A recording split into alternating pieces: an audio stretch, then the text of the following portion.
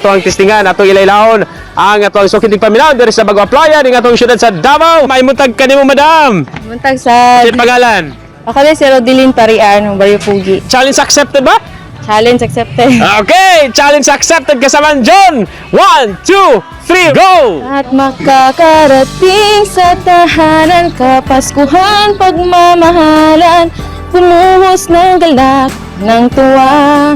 Makakarating sa tahanan, kapaskuhan, pagmamahalan, umuwiin ang lahat, kang iyo'y makarating. Yeah! Hey! Kasamang John, kuhang-kuha pod kay ni Kasamang Rodelyn, Kasamang John, og neta maglalan. Ato nag-ihatag nga tuwang gasan ni Bag-ong tuy, Kasamang John, ang atong dalang wine non-alcoholic, Kasamang Rodelyn. Tamang-tama kung naay okasyon o mag-birthday na anay panghanda, Kasamang John. Salamat kayo DXDC, tatanan. Una, COVID-free ng tata.